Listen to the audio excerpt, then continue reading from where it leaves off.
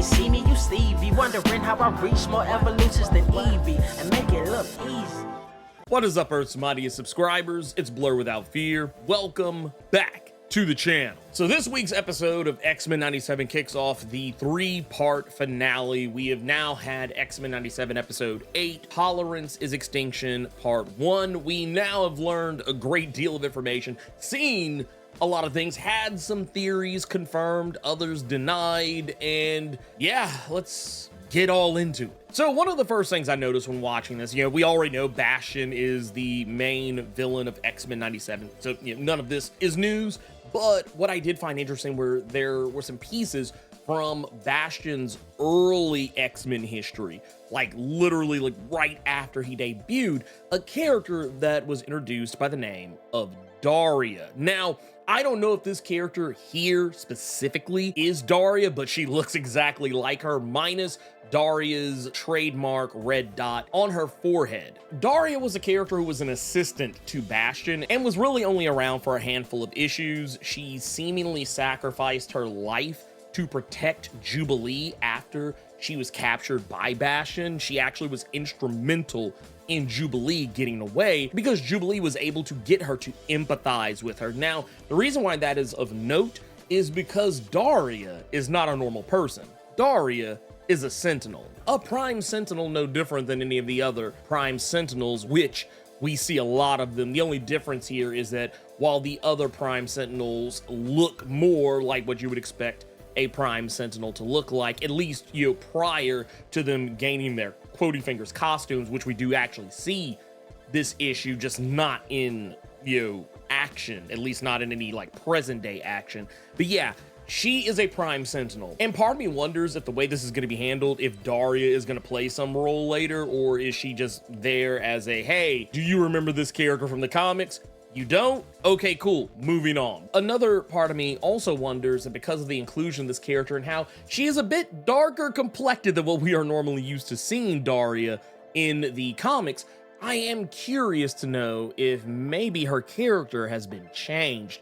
Maybe this isn't Daria. Maybe this is Karima Shopindar, aka Omega Sentinel, who is an actual better version of a Prime Sentinel, and oddly enough is a current villain in the House of X era. I wonder if they're taking these characters, maybe combining both Daria and Omega Sentinel, putting them together, and because a lot of this, I'm not gonna lie, if you're wondering why I'm hanging on to this, it's because even though technically this is all stuff that, as far as Omega Sentinel goes, is from the early 2000s, literally the year 2000, it is very telling that a lot of the stuff that's been going on in this series, while I know a lot of people think that, oh, it's, playing too much on Claremont, a lot of this is Grant Morrison. A lot of this is Grant Morrison and Mike Carey era X-Men.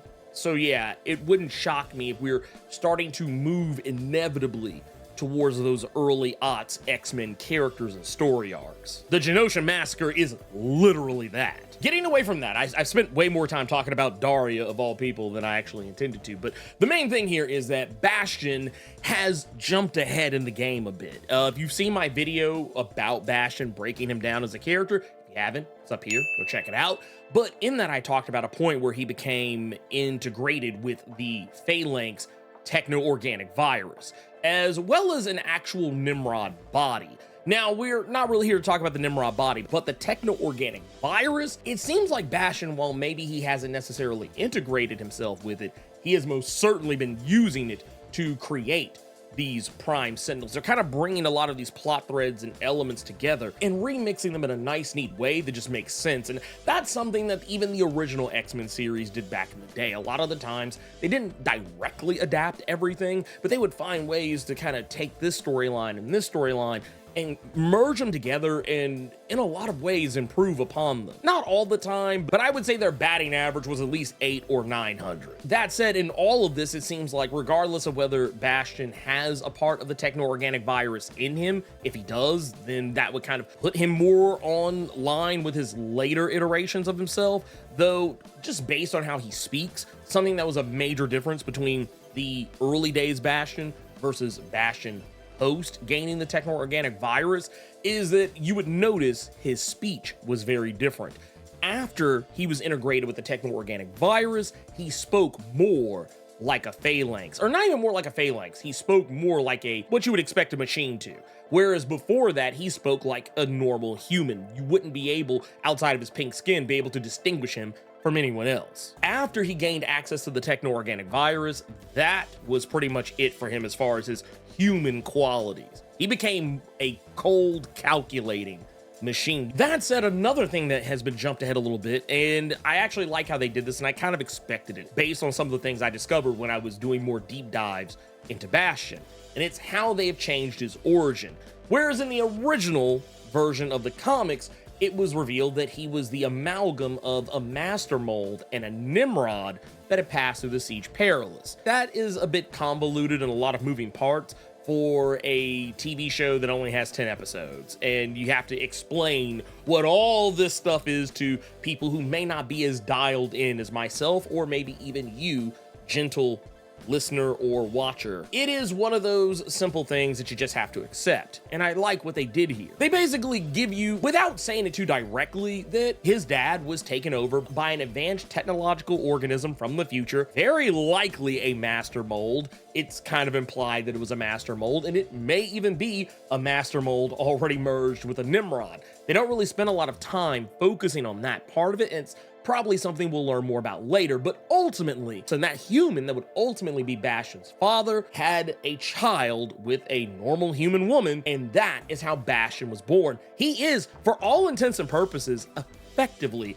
a techno-organic mutant, which is really interesting to think about, considering the fact that the last time, and I actually talked about this in that video for Bastion, but when Master Mold and Nimrod realized that because of their amalgam, their hybridization, they were effectively a mutant, they tried to unalive themselves. And in this case, it's funny that Bastion is not doing so. So I'm gonna go on a limb and say maybe there might be something to do with that later. As a matter of fact, the father of Bastion in this is actually a character we've seen before in the original animated series of X-Men. In season 4, there's an episode called One Man's Worth Part 1, and there's also a Part 2, but the character in question is from One Man's Worth Part 1, a guy who helps Wolverine when they are trying to deal with the Nimrod threat. Apparently, even though technically, from what I remember of that episode, that timeline is undone in a lot of ways, that character is still the same. Hence why they are taken over here versus there. And before anyone thinks I'm reaching with this, Bo DeMeo literally put it on his Twitter that that's who that character was. So this isn't a reach by any stretch of the imagination. This is facts. This is literally coming straight from the writer's mouth, or rather his fingers. But yes, I think this is pretty cool. This is actually neat in a way, and kind of gives you that opportunity to explain away why he is a human without having to go too terribly deep off into it, or having to completely turn your brain off. I feel like this type of origin makes way more sense for a character like Bastion, and also kind of gets rid of the whole Simon Gilberti thing, but also still kind of keeps it as well, because technically Bastion is just a code name, but now it's just short for Sebastian, which I find kind of funny, and it makes sense. Yeah, and you don't have to use that whole, oh, he's the last bastion of hope for humanity moniker or whatever, but at the same time, it still fits. There are Prime Sentinels all across the globe by what is very likely the thousands. And this is why I was talking about in my video that, the previous one about Bastion, why the Prime Sentinels were so dangerous. They seemed goofy at the time. I think a lot of people thought they were goofy at the time, but the fact that a person could just out of nowhere turn into a Sentinel just by being near a mutant, that is a scary prospect. It is an incredibly scary prospect, and I'm actually shocked that it took anyone this long to decide to use this in a piece of X-Men media outside of comics. Like, honestly, if you wanted to play this that way, we had, several years ago, there was the New Mutants movie that was trying to make an X-Men style horror movie. This was a better way. Like what we're doing right now in X-Men 97, that is a better way to have that X-Men horror movie than what they came up with. But yeah, the fact that he was able to turn so many different people, he even went as far as to turn Sunspot's butler and Beast sort of Boothang, Trish Tilby, turned all of them into Prime Sentinels. And now I wonder, what is the way forward from that? Because by my recollection, and I may be misremembering events, I will totally cop to that if I am. I'm sure someone in the comments will correct me, and it will start with a, actually, I am of the recollection that when you are turned into a Prime Sentinel, there's really no going back for you after that. Which is why I think it was perfectly fine and normal for the X-Men to be deleting each and every one of those Prime Sentinels. And honestly, it didn't matter anyway. Most of them, after getting their heads lopped off or, cut in half, they were all like putting them back together, putting their heads back on and reforming themselves. So yeah, these guys are about as deadly as a Nimrod unit, just not as durable as one. But the thing that lets you know Bastion really ain't shit, they actually changed this whole thing up. In the comics, it was revealed that he used a clinic under the guise of helping disabled people. That was how he was getting people turned into Prime Sentinels. In this, he's just radicalizing people who he finds on message boards, in social media circles and stuff like that. People who already don't like mutants, and just getting them to not like them even more, and then getting them to come in and not really telling them exactly what he's doing to them, and then turning them into Prime Sentinels. These people have no idea what they're about to become, by and large. It's said as much. And at the end of it all, he even turned his own mother into a Prime Sentinel. I thought that part, which I kind of had a feeling that was going to be the case, I actually wasn't so much surprised that he did it. I was just shocked it took that long for the reveal to happen. I was like, okay, the whole time I was literally waiting for her to turn into a Prime Sentinel. And then when she did, I was like, okay, all right, finally, we're here. It's like probably the one negative thing, and it's not even really negative, it's just like the one thing I was kind of like, okay, yeah, y'all could have just gotten straight to that because I already know what time it is. In the previous, we got a lot of nods to the greater Marvel Comics universe as a whole, which I thought was pretty cool. Well, this episode, we get even more. Like, we see Spider-Man. We actually get Spider-Man showing up in this, which I kind of wondered if we would get Spider-Man. Like, I figured if we did, it would be like on some smaller scale. Like, it wouldn't be a speaking part. It would just be a, oh, hey, this guy just shows up and just look, and he keeps on going. That's kind of what I thought. That's about what we got. If anything, the scene was maybe a couple of seconds longer than I initially thought it would be. Also got to see Silver Samurai, which I was pretty happy with. I thought that was cool. It was a random character to show, but I thought it was interesting that it happened. We also got to see Omega Red in the same span of cameos. And we also got to see Reverend William I Set Buses Full of Mutant Children on Fire Stryker. And this is all basically kind of a way of letting us know, like, who are going to be our next villains in season 2, the characters we can expect to see be at least some sort of player in the coming season. And the fact that Spider-Man could potentially be one of those, or if it's teasing something greater, I know a lot of people have been talking about Spider-Man 98, and that could be a thing. It could be a thing, could be a setup for something, and I'd be here for it if it was. I loved that old Spider-Man series. So yeah, I hope they pay Aerosmith so they can use the theme song like they did with X-Men 97. Let's see. I don't know if that song aged as well, but I always thought it was funny. We also got to see Dr. Doom. Yes, Doom, all caps when you spell his name. And he actually had a speaking role in this. He was a part of Bastion's Shadow Council that he's working with in his Operation Zero Tolerance efforts. We also see Baron Zemo and a woman who I'm not entirely sure who she was. She had an accent that I just could not place, and at first I thought, is this like Black Widow being her usual Black Ops self? I don't know. I'm sure some eagle-eyed person probably would figure it out, but the thing I thought was more interesting was who we didn't hear speak. There were a couple of different people that once again, I'm not 100% sure on any of these, but I did find it interesting that a character that could very potentially be Killmonger was on one of the screens. You can't see his face, but the dreads was kind of more indicative of a look that Killmonger used to have in the 90s. So I was kind of like, okay, maybe that's who that is. Who knows? It would make sense considering the Doom is there. Why wouldn't someone from Wakanda be there as well? We also got, while this wasn't necessarily a cameo in and of itself, but the mention of Kamar-Taj, the very place where Doctor Strange learned how to use his magic. We have a lot of other little cameos and nods, Easter eggs, Nightcrawler's swordsmanship, something we don't get to see very often in the X-Men animated series, as you know, you're even going back to the original, because Nightcrawler just wasn't in very many episodes.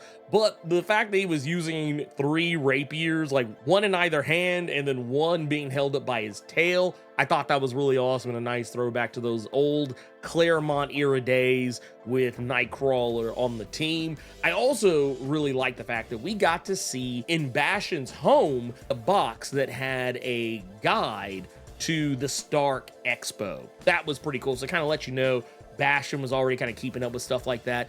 I've seen a lot of people claim that the robot in the box is a Sentinel, and that's what gave him the idea for Sentinels. That is not the case. That is not a Sentinel. That is Machine Man. Machine Man is a character that was created by Jack Kirby back in the late 70s, and for those that are saying like, oh, no, you're reaching for this one. No, he looks just like a Sentinel.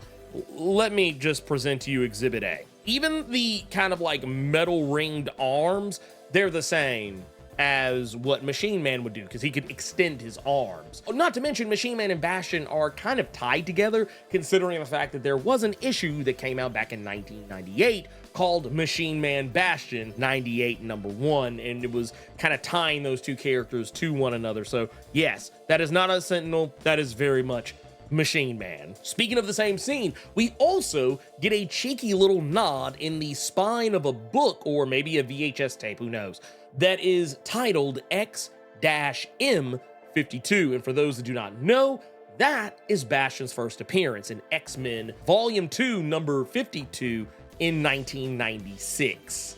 And of course, we also get to see the Juggernaut, although I was a little bit disappointed because, and as a lot of the cameos have been throughout the course of the series, a lot of the character cameos are largely because Morph turns into one of them. They turned into Juggernaut, as they have been doing a lot throughout the course of the series. Morph has repeatedly provided cameo material by transforming into various different, heroes and villains in not just the X-Men's corner of the Marvel Comics universe, but just the Marvel Comics universe, period.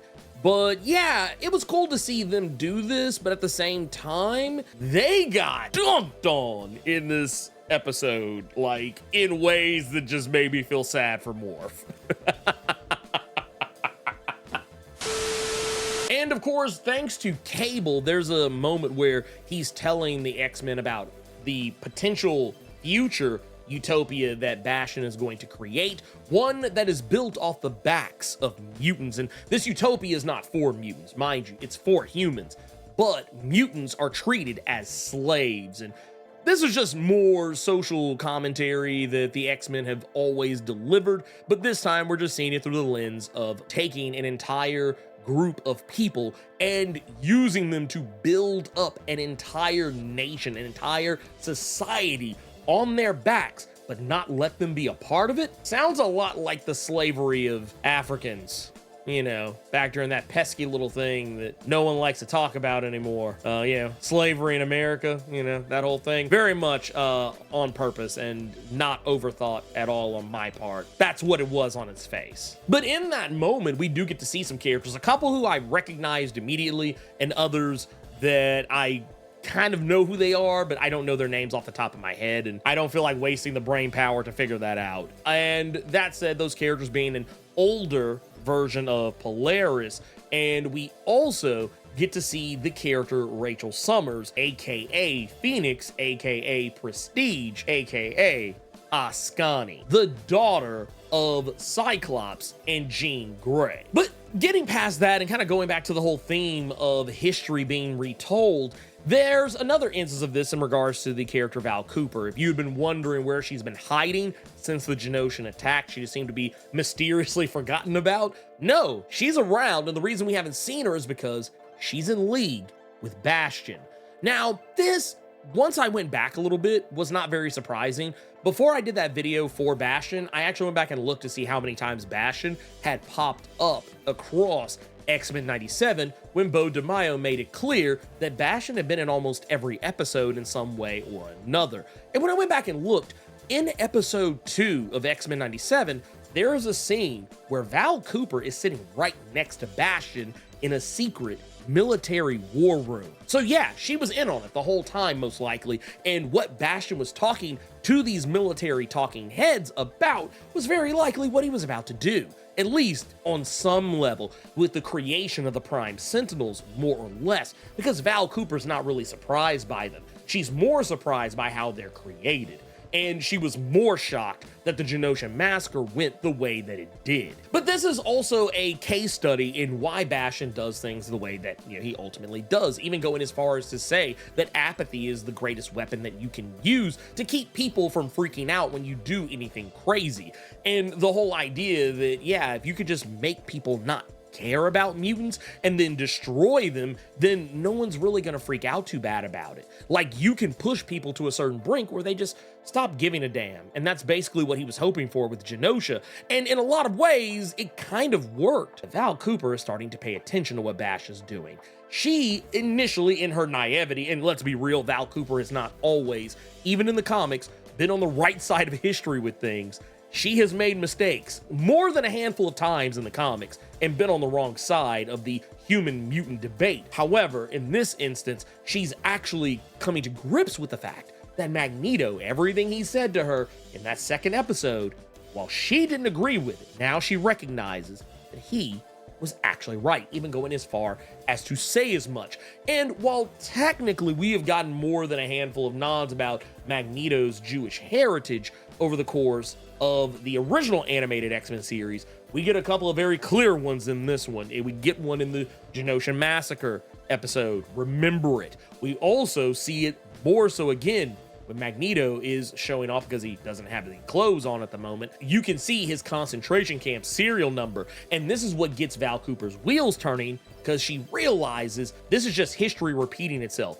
The very same thing that the Nazis in Germany did to Jewish people then, we're doing to mutants right now, and that cycle is just going to keep repeating itself. That's why she betrays Bastion and lets Magneto go, and it all makes sense. It's a perfect bit of storytelling to kind of show you that, yes, you can be an ally, but sometimes you got to put your money where your mouth is a lot of the times, or rather let your actions speak louder than your words. Val Cooper was putting on the cape for mutants when it was safe for her to do so throughout this series, but now, regardless of the fact that she doesn't have any skin in the game, she is now recognizing the writing on the wall, and now she's making her actions do the work of her words, and that is a very powerful thing to see, even if it did come way too late. Speaking of all that, when she sets Magneto free, he unleashes the EMP blast, a massive one that envelops the entire globe and is enough to disable every Prime Sentinel on Earth, which basically takes away Bash's greatest weapon away from him. But I think it's safe to say he probably has more Prime Sentinels somewhere. It's way more likely than not. But what I do wonder as far as the implications of this is that because these are sleeper agents and they don't activate until they are triggered to activate, part of me wonders if there were any random humans that just upped and died just out of nowhere. Humans that were Prime Sentinels but just weren't activated at the time. That would be wild. Also, Xavier's return in this episode, which I thought was very interesting, and it kind of lets the cat out of the bag on whether or not the X-Men knew or didn't know. And one of the things that was talked about a lot, and I talked about this a lot as well, when the first trailer for X-Men 97 came out, and it seemed like they were retconning Charles Xavier's death from X-Men Season 5. And as we've gotten closer to this, it was kind of nebulous as to whether or not that was the case. And now it's pretty clear. They did retcon it. The X-Men were just playing along. And it's kind of weird too, just based on some things that were said. They all spoke about Xavier as though he was dead, even though they knew he was going to the Shi'ar to be fixed or whatever. I find it funny that a lot of the characters seem so surprised at his return. Wolverine and Worf especially, but that was probably more because they saw a spaceship crash into an already destroyed mansion. But everyone else, Beast, Storm, Cyclops, Jean, everybody is surprised that Xavier is back or that they can hear him somehow. I do find that was such a weird choice that the X-Men were pretending that he was dead, even to each other. So it makes me wonder if maybe Xavier had wiped their minds before he did leave. That was a theory that I had about this, but yeah, I don't know. Yeah, it's a whole thing, and Bash is using this against the X-Men, even making it clear that leaking the footage he found in the previous episode, Xavier's out here ruling a whole other galaxy right now, supposedly. And yet here we are. He's back. And I thought that was pretty cool. Wolverine, I loved. He got to have his moment finally. I know a lot of people were upset that he hasn't really had much to do. I personally have been fine with it because Wolverine was literally oversaturated in the original X-Men animated series. Here, he is used more sparingly, which I think makes him more effective, especially considering the fact that he's not the most powerful member on the team. So why would he be getting involved in so many things where he is literally outmatched? This was a good scene for him too, because he could just cut loose and use his claws. But they also did this in such a way that where these people are robots. So of course he can use his claws with impunity. So technically speaking, nothing's really changed.